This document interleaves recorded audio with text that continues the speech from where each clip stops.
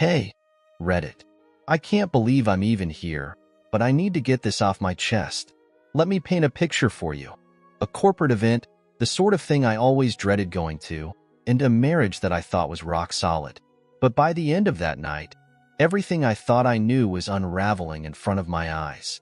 My wife, Jenna, has always been a career-driven woman. From the start, I admired her ambition and dedication. Her focus on climbing the corporate ladder was something that inspired me. But somewhere along the way, it became all-consuming. Lately, our conversations had shifted from, "How was your day?"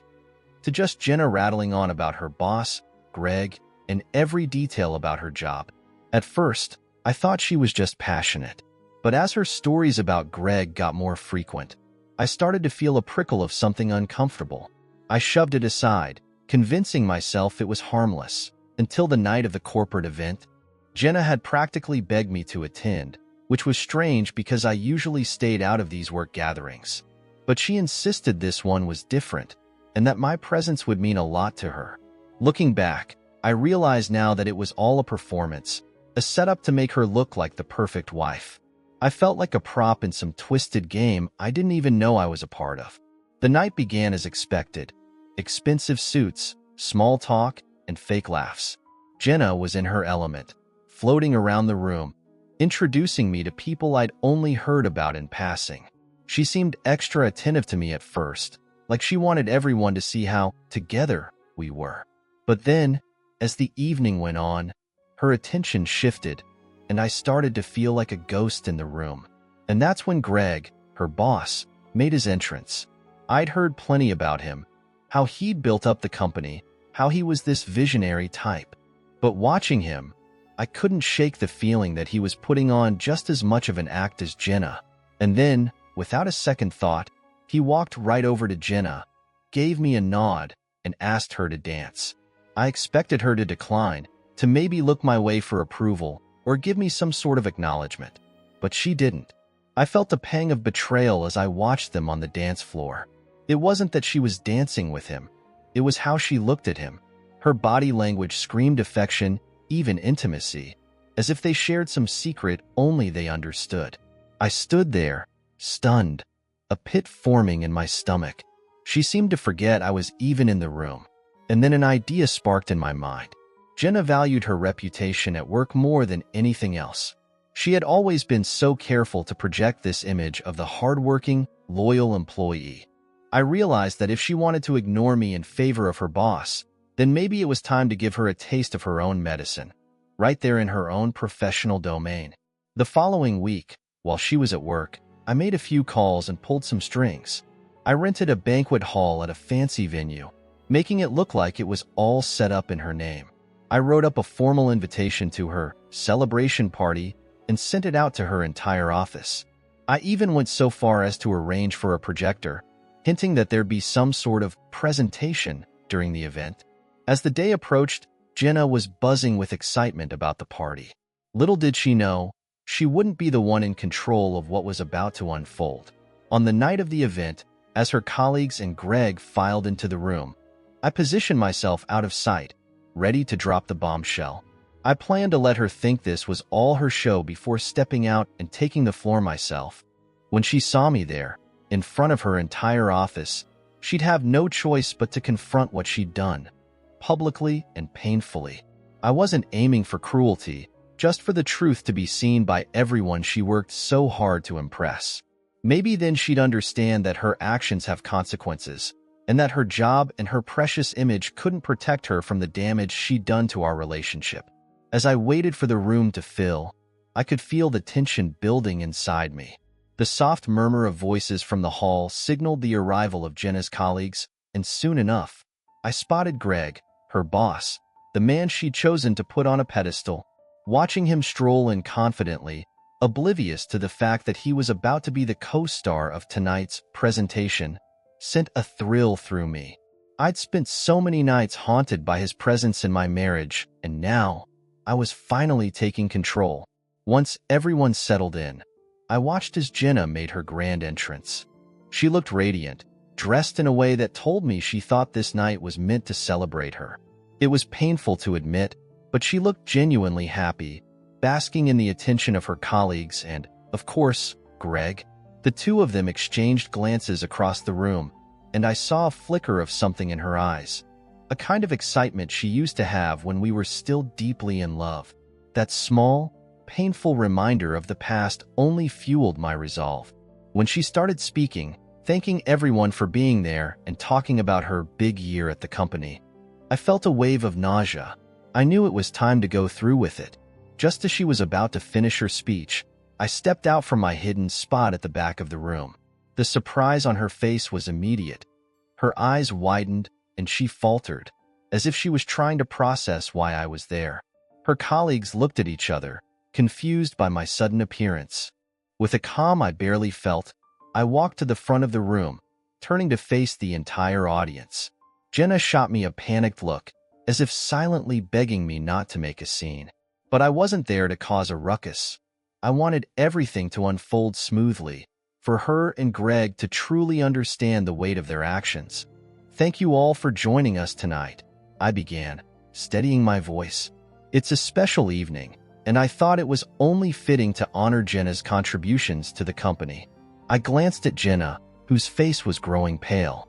She was smart enough to know I wasn't here to sing her praises. Without missing a beat, I continued, "Jenna has been working hard, day and night, to meet the company's expectations and more." I let the silence linger, watching as the tension thickened in the air. Then, I reached for the projector remote and clicked it, bringing up a slideshow on the screen behind me. The first image showed her text messages with Greg. Messages that were intimate, flirtatious, and unmistakably inappropriate. As each new slide appeared, detailing their exchanges and escalating in intimacy, the room fell completely silent. I could hear a few shocked gasps, a couple of awkward coughs, and then someone muttered, "Is this a joke?" Jenna's face went from pale to red, and I could see her squirming, desperately avoiding the horrified looks from her colleagues. But I wasn't finished. I moved to the final slide, which contained a close-up image of them dancing, looking completely absorbed in each other at the last corporate event. I turned to face Jenna, who seemed frozen in place, and said, "I think it's only fair that everyone here sees the full extent of your commitment to the company." Greg, sitting just a few feet away, looked like he was struggling to process the reality of what was happening. He'd been so confident, so untouchable in his little world of power and influence.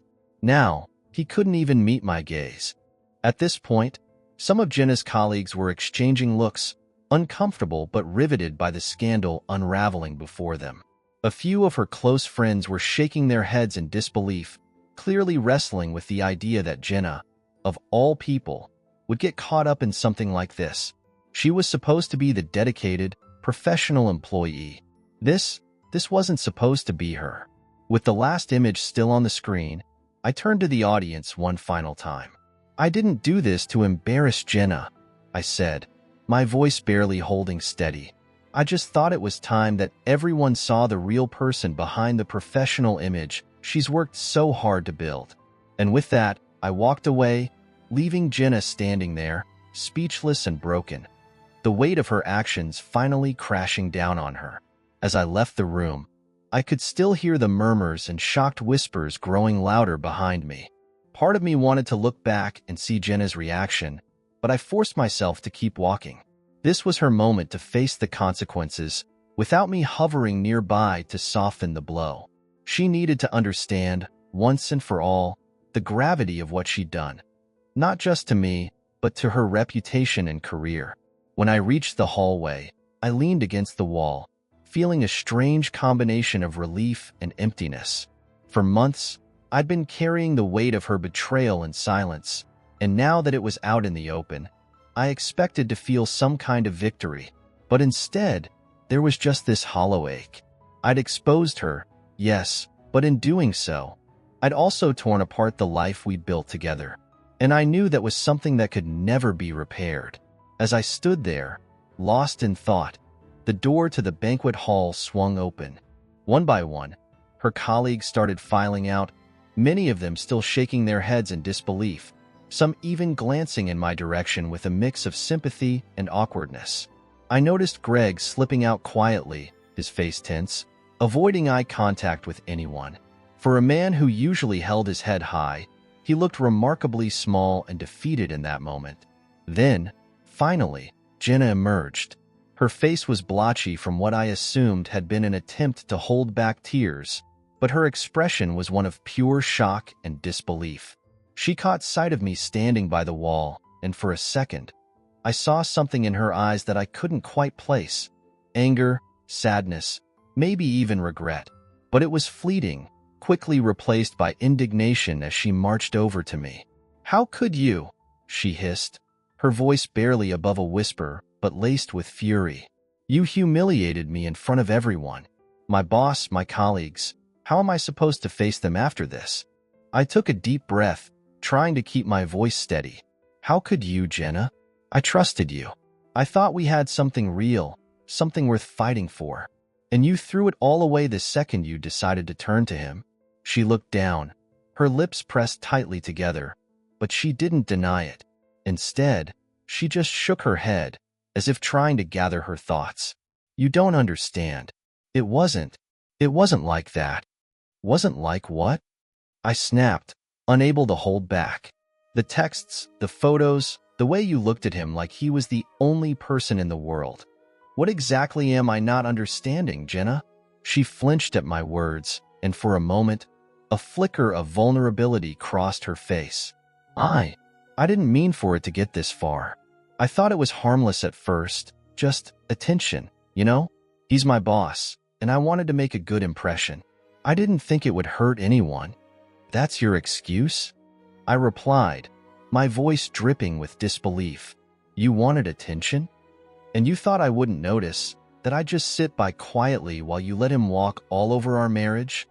She fell silent, and for the first time, I saw a hint of shame in her eyes. But it was too little, too late. I'd already seen enough to know that there was no coming back from this. "I thought I'd never be able to face you after finding out," I said quietly, my voice barely a whisper now. "But watching you tonight, seeing how effortlessly you played the part in front of everyone, it made me realize something. You didn't just cheat on me, Jenna. You betrayed everything we built together." She bit her lip, struggling to hold back tears, but I could tell she was still more concerned about her own pride than about the wreckage she'd left behind. I didn't expect her to break down, to beg for forgiveness, or even to fully understand the hurt she'd caused. But a part of me had hoped she'd at least feel some remorse. And then, as if she couldn't take any more, Jenna spun around and walked away. No apology, no attempt at reconciliation, just the sound of her heels clicking down the hallway as she retreated from the mess she'd made. I watched her go, feeling a strange mix of satisfaction and sorrow. I'd exposed her, yes, but in doing so, I'd lost the person I once loved, or maybe just the illusion of who I thought she was. As I stood there, watching her disappear down the hallway, a flood of memories came rushing back.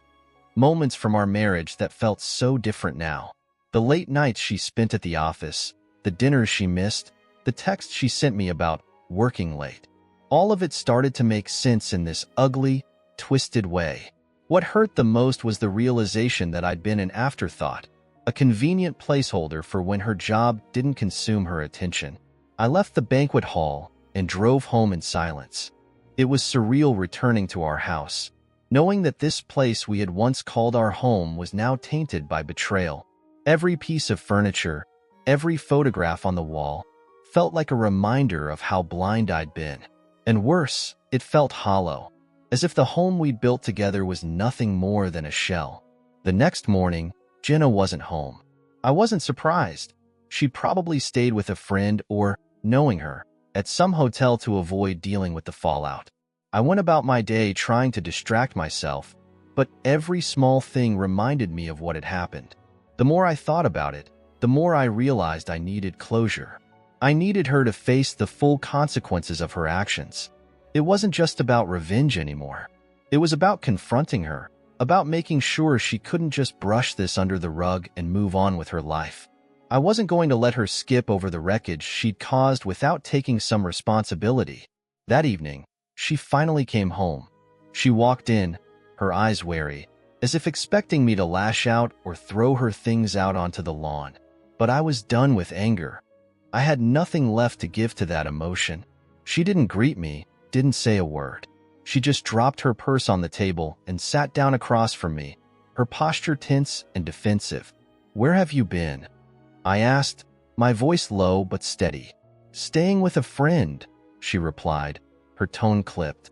"I figured you needed some space." Space. I let out a bitter laugh. What I needed was honesty, Jenna. What I needed was respect. But I guess those were too much to ask. She flinched but quickly masked it with a look of defiance. "Look, I know I messed up, okay? I know I shouldn't have let things with Greg go that far. But do you really think humiliating me in front of everyone was the answer? You didn't just hurt me. You embarrassed me in front of my entire company. Do you even understand what that's going to do to my career?" Her words stung, and I clenched my fists, trying to keep my frustration in check. "Your career? That's all you're worried about?" I'm sitting here, trying to make sense of why you chose him over me, why you let our marriage fall apart for the sake of attention, and all you can think about is your reputation. She looked away, biting her lip as if struggling to hold back whatever she really wanted to say. "You don't understand what it's like, always having to prove myself, always having to be perfect at work. Greg, he noticed me. He made me feel valued." Valued? The word tasted bitter on my tongue. And I didn't? Everything I did, everything we built together, meant nothing? She sighed, frustration flashing across her face. "It's not that simple, okay? It wasn't about you. It was about me, feeling like I was finally someone important. I know that doesn't excuse it, but it's the truth." I sat there, stunned, as her words sank in. Maybe in some twisted way, she truly believed that her actions had nothing to do with me. But that didn't change the fact that she had betrayed our vows, our trust, and everything we'd built together. Her excuses felt hollow, like she was grasping at straws to justify her selfishness. Finally, I leaned back, letting out a long, weary sigh. "You know what, Jenna? I hope it was worth it. I hope the attention, the validation, whatever it was you were looking for, was worth destroying our marriage." She swallowed, her face flickering with something that might have been regret, but she didn't say a word. After a long silence, I pushed back my chair and stood up. "I think we're done here, Jenna. I'll start the paperwork in the morning."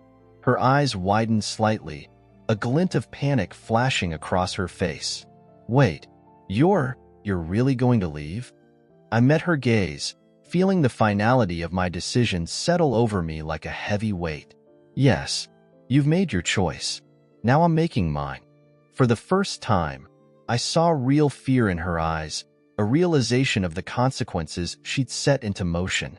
But I didn't stick around to watch her reaction. I turned and walked out of the room, leaving her to sit with the silence she'd created. I walked into the spare room and closed the door, leaning against it as I tried to process the weight of what had just happened. The finality of my words hit me hard. I had loved Jenna once with everything I had, and now, here I was, planning our separation like it was just another task on a to-do list. That night, I lay awake, staring at the ceiling, feeling a mix of relief and devastation. I knew I had to keep moving forward, even if it felt like the ground was crumbling beneath me. So, the next morning, I made good on my word. I met with a divorce lawyer to discuss the steps we'd need to take to separate. It was clinical, impersonal, just paperwork and logistics. But every form I signed felt like a nail in the coffin of the life we'd once dreamed of together. Days passed, and Jenna and I barely exchanged more than a few words. She tried a few times to make small talk, even attempted an apology or two, but I wasn't interested. We were past that. I knew the only way to move forward was to focus on myself, on rebuilding the parts of my life she'd torn down. So, I dove into work, spending long hours at the office, pouring my energy into projects and tasks just to keep my mind busy. Then, one evening, I got a call from a mutual friend of ours, Mike. Mike had been one of the first people Jenna and I met together as a couple, and he'd stayed close to both of us over the years. He sounded hesitant on the phone, almost apologetic, as he asked if we could meet up for a drink. When I arrived at the bar, Mike was already seated, nursing a drink and looking uncharacteristically serious. He greeted me with a nod, and I could see the concern in his eyes. After a bit of small talk, he finally got to the point. "I heard what happened at the company event," he said, glancing around as if to make sure no one else was listening. "People are talking, man. Jenna's, well, let's just say her reputation took a serious hit." I let out a bitter laugh, shaking my head. "That was kind of the point, Mike. She wanted to play games with her boss, so I made sure everyone saw the reality behind her perfect image." Mike shifted uncomfortably, looking like he was struggling to find the right words. "Look, I'm not here to defend her. What she did was messed up, and I get why you did what you did. But are you sure this is how you want it to end? I mean, there's no coming back from this." "I don't want to come back from it," I said firmly, the bitterness in my voice surprising even me. "Jenna made her choice, and so did I. I'm done being the guy who stands by while she plays her little games. This is her mess to deal with now." Mike nodded, but I could see the doubt in his eyes. "I get it, but, everyone's talking about her, man. Not just the affair. People are questioning her entire career, saying she only got her promotions because of Greg." Hearing that caught me off guard. I hadn't intended for the fallout to be this severe. I'd wanted to expose the truth, but I hadn't anticipated that it would spiral into this. The idea that her entire career was now tainted because of one reckless choice with her boss stirred something in me. A strange mix of satisfaction and pity. I sighed, taking a sip of my drink as I tried to sort through my thoughts. I didn't want to destroy her, Mike. I just wanted her to see that actions have consequences. I guess I didn't realize how deep those consequences would go. Mike gave me a sympathetic look, as if he understood the conflict raging inside me. "Look, it's not on you, man. Jenna made her bed, and now she has to lie in it. But just think it over, all right? You're both going to have to live with this, one way or another." After our conversation, I couldn't shake the feeling of guilt that had started creeping in. Yes, Jenna had betrayed me. Yes, she had made a mockery of our marriage. But now, she was facing the very real possibility of losing her entire career. Despite everything, I didn't want to be the reason her life completely unraveled. That night, I found myself lying awake again, wrestling with my conscience. I'd wanted justice, but had I gone too far? And if I had, was there any way to salvage the remains of our lives without destroying each other in the process? The next morning, Jenna was in the kitchen, her eyes tired and puffy from sleepless nights, just like mine. She looked at me as I entered, her face a mixture of defeat and desperation. "Can we talk?" she asked, her voice barely above a whisper. I hesitated, every instinct telling me to walk away. But something in her expression made me stay. I nodded, sitting down across from her, bracing myself for whatever she had to say. "I know I can't take back what I did," she began, her voice trembling. "But please, I need you to understand, this wasn't just about the affair. I know that sounds terrible, but I was lost, trying to hold on to something that made me feel valuable." I swallowed, trying to keep my own emotions in check. "And you thought that value was worth destroying our marriage?" She closed her eyes, clearly struggling with the weight of her own choices. "No, I don't know what I was thinking. I wish I could say it was just a mistake, but I know it's so much more than that. I've lost everything, haven't I?" Her voice broke on those last words, and for the first time, I saw her as more than the woman who had betrayed me. She was also a person who had built her entire identity around a job that now saw her as damaged goods. And as much as I wanted to hold on to my anger, I couldn't deny that a part of me still cared, still wanted to see her find her way out of the mess she'd made.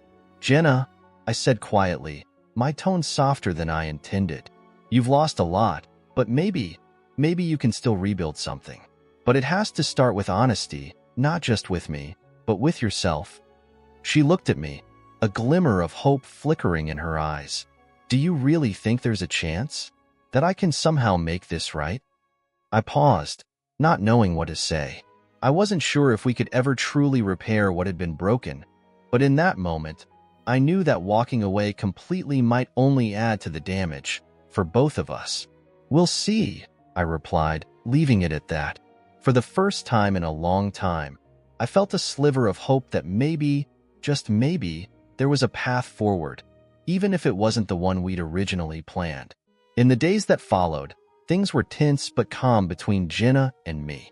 She seemed to be treading carefully, as if any wrong move might finally push me over the edge. There was an awkward, fragile peace hanging between us, but the silence was heavy, filled with the words we hadn't yet spoken. We were both still living in the same house, tiptoeing around each other, bound by years of shared memories and the wreckage of what had once been a solid marriage. I wasn't sure why I hadn't left or told her to pack her things. Maybe a part of me needed to see if she was capable of real remorse, if she understood the depth of the hurt she'd caused. Or maybe, as much as I hated to admit it, I was still clinging to the life we'd built together, hoping there was something left worth salvaging. One night, a week or so after our last conversation, Jenna approached me with a folder in her hands. She looked nervous, almost scared, as she set it down on the table in front of me. "What's this?" I asked, eyeing the folder suspiciously. "It's everything," she replied, her voice barely above a whisper. "Our finances, my personal accounts, my work files. I want you to see it all." I hesitated, unsure of her motive. "Why would you show me this?" She took a deep breath, her hands trembling as she spoke. "Because I know I have no right to ask you for anything, but I want you to see that I'm being honest with you. There are no more secrets. If you're going to leave, if you're going to end this, then I need you to know I'm not hiding anything from you anymore." I opened the folder and began looking through the documents. She'd laid out everything: her salary, her expenses, even notes from some of her work projects. It was a strange and vulnerable gesture, and while I wasn't sure if it could erase what she'd done, it was a step toward accountability.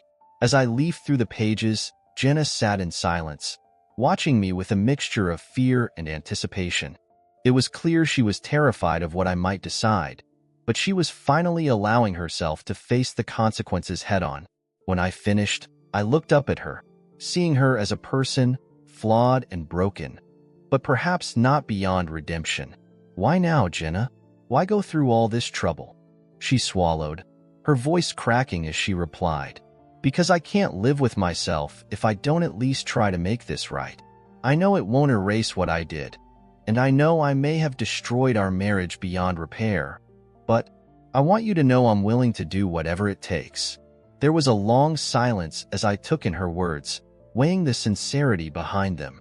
A part of me still clung to my anger, but another part, a quieter, more exhausted part, wondered if this might be the first real step toward healing. "All right," I finally said, my voice steady but firm. "If you're serious about this, then we'll go through everything together. But you need to understand that this won't be easy.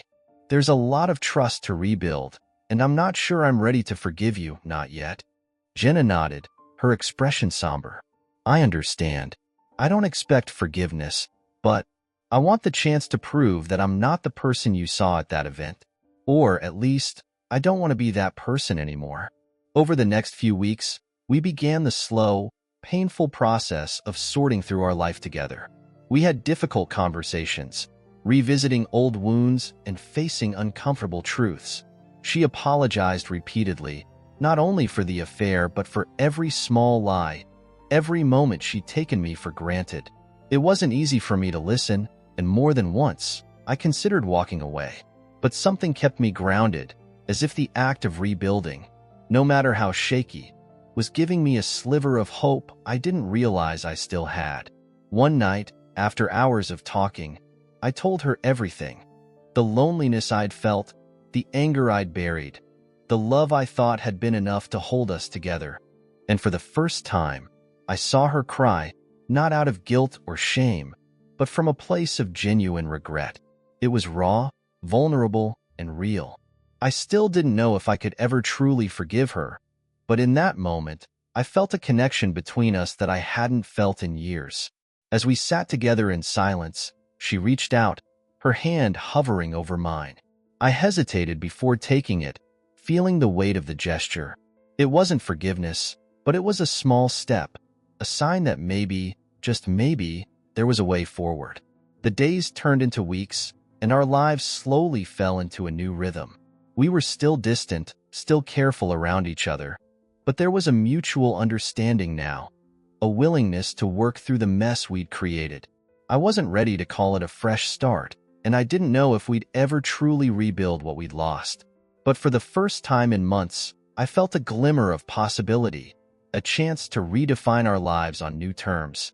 It wasn't the life I'd envisioned, and it wasn't a fairy tale ending, but it was real, honest, and maybe, in the end, that was all I could ask for.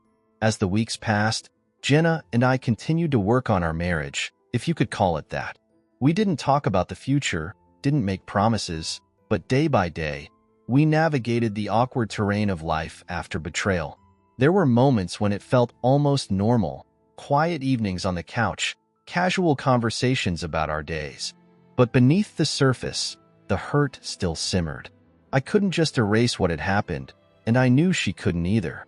One evening, I received a text from Mike, the same friend who had checked in on me after the corporate event fallout. He invited me to grab a drink, and for the first time in a while, I felt like I needed the break. I wanted a chance to talk to someone who wasn't entangled in this mess, who could give me perspective without judgment. When I arrived at the bar, Mike was already there, waiting for me with a drink in hand. We greeted each other, and he could tell right away that I was tired, worn down by the emotional marathon of trying to rebuild with Jenna. "Man, you look rough," he said with a chuckle, but there was genuine concern in his eyes. "How's it going? Any progress?" I sighed, swirling my drink as I tried to find the right words. "It's complicated. We're trying, I guess. She's been honest about everything, and I can see she's making an effort. But I don't know, Mike. Some days, I feel like I'm holding on to something that's already dead." He nodded, leaning back as he considered my words. "Listen, I'm not going to tell you what to do, but you know yourself better than anyone. If you feel like you're forcing it, maybe it's time to think about what's really best for you." That question lingered in my mind long after I left the bar. Was I forcing something that could never be fixed? Or was I just scared to let go of the life we'd built, afraid of starting over? Back at home, I found Jenna in the kitchen, cleaning up after dinner. She looked up when I walked in, her face softening with a tentative smile. "How was it with Mike?" she asked, her tone cautious. "Good. He's worried about me," I replied, pausing as I looked at her. "He's worried I'm putting myself through something that might not be worth it." Jenna's face fell, and she set down the dish she was holding, her hands trembling slightly. "I know I don't have the right to ask you to stay. I know I broke everything we had, but I want to try. I'm willing to do whatever it takes to make this right, if that's even possible." I looked away, struggling to keep my emotions in check. "It's not that simple, Jenna. You can't just decide you're willing to fix things and expect it to magically erase what happened. There are scars here that may never heal." She stepped closer, her eyes pleading. "I know, and I don't expect you to forget, but I don't want to give up on us without a fight." I could see the sincerity in her eyes, the desperation for some semblance of redemption. But her words, as genuine as they seemed, weren't enough to drown out the doubts echoing in my mind. I couldn't shake the fear that we were both holding onto something broken, trying to salvage a life that might be beyond saving. That night, I lay awake, replaying the conversation in my head.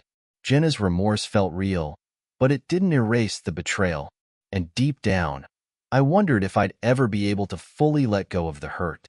The thought of ending things terrified me, but so did the idea of staying and never truly healing. Over the next few days, I threw myself into work, trying to clear my mind and gain some distance from the turmoil at home. But no matter how hard I tried, the questions kept haunting me. Was it worth it? Could we ever find real peace after all that had happened? Then, one evening, Jenna approached me with a request I hadn't expected. "I want us to go to counseling," she said softly, her voice trembling. "I know we've been trying to do this on our own, but maybe we need help. Maybe we need someone who can guide us through this, help us make sense of what's left. I was hesitant. Therapy felt like opening a Pandora's box, exposing all the raw, painful parts of our relationship that I wasn't sure I wanted to confront. But as I looked at her, at the genuine desire in her eyes to make things right, I realized that maybe this was the one thing we hadn't tried. If there was any chance at healing, maybe we owed it to ourselves to explore every option. All right, I finally agreed, my voice barely a whisper. Let's give it a shot. And so, we scheduled our first session, stepping into the unknown together, unsure of what lay ahead. It wasn't a promise of forgiveness or a guarantee of reconciliation, but it was a step, perhaps our last chance to either rebuild what had been shattered or to finally find closure. The morning of our first session arrived, and as we drove to the therapist's office in silence, I felt a strange mix of anxiety and hope. I knew this could go one of two ways.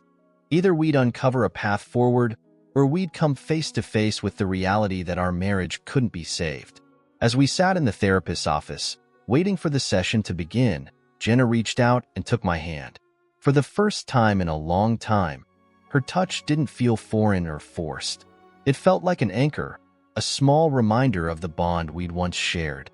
I wasn't sure if that bond could ever be fully mended, but in that moment, I was willing to try.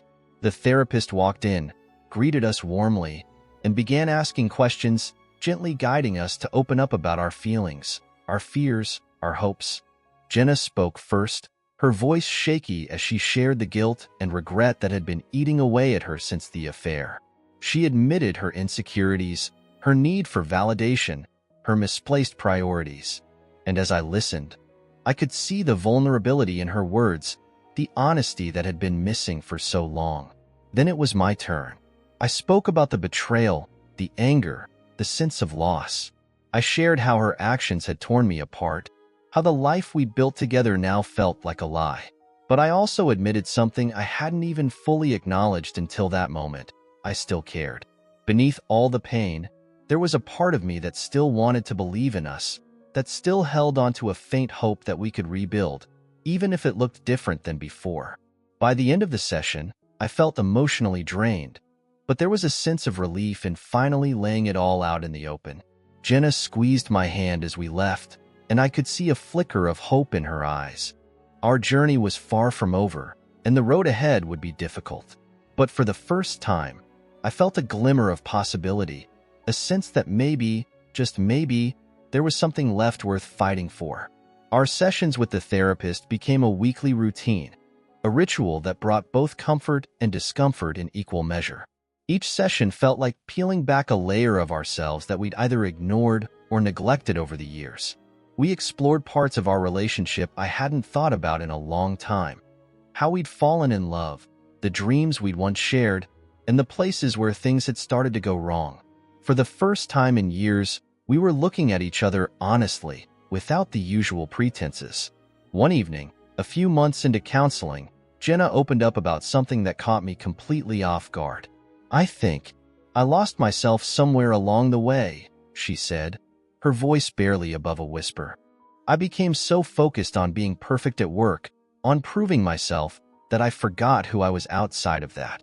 And I'm sorry for making you a casualty in that battle." Her words struck me harder than I expected. I'd spent so much time feeling like the victim, like she had single-handedly destroyed everything we had. But now, I could see that she, too, had been battling something I hadn't noticed or maybe hadn't wanted to notice. It didn't excuse what she'd done, but it helped me see the human side of her struggle. "Why didn't you tell me?" I asked quietly, the sadness in my voice surprising even me. "Why didn't you let me in instead of pushing me away?" She looked at me, her eyes filled with regret. "Because I was ashamed. I felt like I was failing you, failing myself, and I didn't want you to see me like that. I thought I could handle it on my own." For the first time, I realized that we'd both played a part in the breakdown of our marriage. While she had shut me out, I had also become distant, assuming everything was fine instead of digging deeper. I'd been content to live on the surface, to ignore the subtle signs that something was amiss. It was easier to blame her completely, to see her as the sole reason for our pain. But the truth was messier than that. After that conversation, something shifted between us. We began talking more openly, not just in therapy, but at home as well. We started making small efforts to rebuild the connection that had once been so strong. We cooked dinner together, shared our days, and even laughed. A laugh that felt genuine, like a piece of the old us was peeking through the cracks. Despite this progress, there were still moments when the hurt resurfaced, when a single thought or memory would pull me back into the darkness. Trust wasn't something I could simply choose to feel. It was something I'd have to rebuild, piece by piece. But Jenna seemed committed to earning it, going out of her way to prove her sincerity. She no longer stayed late at work without letting me know, and her phone was an open book, always within my reach if I wanted to see it. Small gestures, maybe, but they were steps toward restoring something that had once felt irrevocably broken. One day, after another intense session in therapy, Jenna surprised me by suggesting we go away for the weekend, just the two of us. "I know we're not exactly in a place where we're us again," she said, her tone cautious. "But I think we need this, to remember what it's like to just be together without all the baggage for a while." I hesitated, unsure if I was ready for that kind of closeness. But after everything we'd been through, maybe a change of scenery could help us see each other in a new light. We rented a cabin a few hours away, nestled in the quiet of the mountains. The air was crisp, the trees towering over us in shades of green and gold.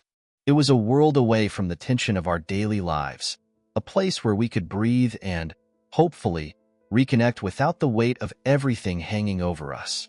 The first day was awkward. We both felt out of place, as if we were two strangers trying to remember how to be close again. But slowly, as we walked through the woods, sharing stories and memories from our early days, I could feel a flicker of warmth in my chest, a reminder of why I'd fallen in love with her in the first place. That night, we sat by the fire, wrapped in blankets, sipping hot cocoa. It was quiet, the only sound being the crackling of the fire and the occasional hoot of an owl in the distance. Jenna looked at me, her eyes reflecting the firelight, and for a moment, it felt like nothing had changed, like we were just two people in love, enjoying a peaceful night together. "I'm sorry," she whispered, her voice trembling. "I know I've said it 100 times, but I need you to know. I'm so sorry for everything. For hurting you, for betraying us. If I could take it back, I would."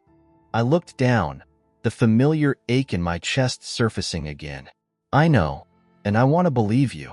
I really do. But it's hard, Jenna. Some days, I don't know if I'll ever be able to let go of the hurt." She reached over, placing her hand over mine. "I understand, and I don't expect you to. I just want you to know that no matter what happens, I'm here. I'm here, and I'm willing to put in the work, even if it takes years." Her words hung in the air, and I felt a strange sense of calm. Maybe I didn't have all the answers, maybe we'd never fully heal, but in that moment, I was willing to try. I could see that she was too. As we sat there, the warmth of the fire blending with the cool mountain air, I felt a flicker of hope, small, fragile, but real. We weren't healed, and we weren't whole, but maybe that wasn't the point. Maybe this was about learning to live with the scars, to find peace amidst the broken pieces. I wasn't sure what the future held for us, but I knew one thing. I was ready to face it, whatever it might be. And as we sat there, side by side in the quiet of the mountains, I felt a glimmer of something I hadn't felt in a long time. A sense of possibility, a chance to rebuild, not as the people we once were, but as the people we were becoming. The weekend at the cabin felt like a turning point, a place where the burden of our history didn't loom as heavily over us. It wasn't a magical fix. No weekend could heal the wounds we'd both inflicted on our marriage. But something shifted between us, a quiet understanding that maybe we could build something new from the ashes. Back home, we returned to our routine, though it felt different now. Our interactions had a new layer of honesty, and our walls, while still there, felt a little thinner, more permeable.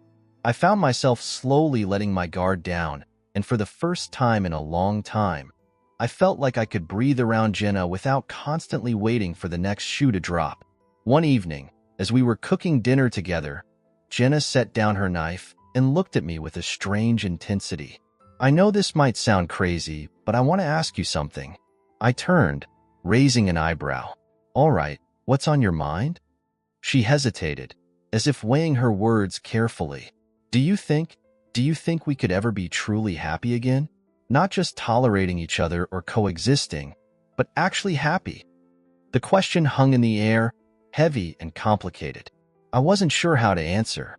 Happiness felt like such a foreign concept, something we hadn't truly shared in a long time. But as I looked at her, seeing the vulnerability in her eyes, I knew I couldn't dismiss her hopes so easily. I don't know, Jenna, I replied honestly, but I think we have a shot. It won't be the same happiness we had before, but maybe that's okay. Maybe we can find something different, better, even. She nodded, a small smile tugging at the corners of her mouth.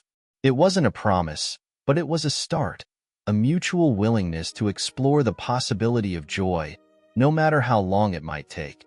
As the months passed, we continued our therapy sessions, working through each layer of pain, betrayal, and miscommunication that had built up over the years.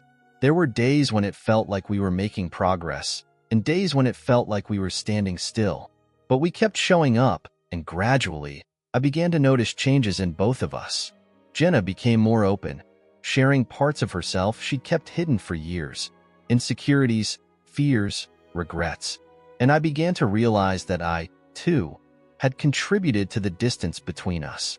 I'd become complacent, assuming that our love would endure without much effort. I'd taken her for granted in ways I hadn't fully acknowledged, and now, I was beginning to see how those small cracks had led to the eventual collapse. One evening, after a particularly intense therapy session, Jenna turned to me as we were leaving the therapist's office. Would you like to join me at a company event next week? It's nothing fancy, just a casual gathering, but I'd love for you to be there. Her invitation took me by surprise. I hadn't attended one of her work events since the night everything fell apart, and the thought of stepping back into that world made my stomach churn. But I could see that this was important to her, a gesture to include me in a part of her life I'd long felt excluded from. All right, I agreed, feeling a mixture of apprehension and resolve. I'll go. The night of the event arrived, and as I stood beside her, I could feel the eyes of her colleagues on us. Some nodded politely, others avoided eye contact, clearly aware of the scandal that had once shaken Jenna's professional life. But Jenna held her head high, introducing me warmly to each person, making an effort to bridge the gap between her work life and our personal life.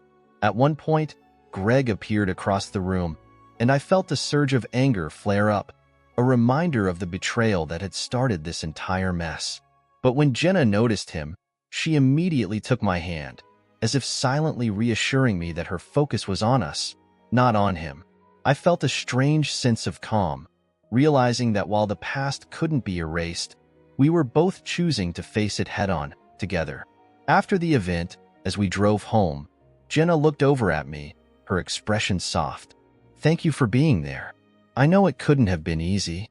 It wasn't, I admitted, glancing at her. But it felt different this time, like we were facing it together, instead of me standing on the outside. She reached over, placing her hand on mine.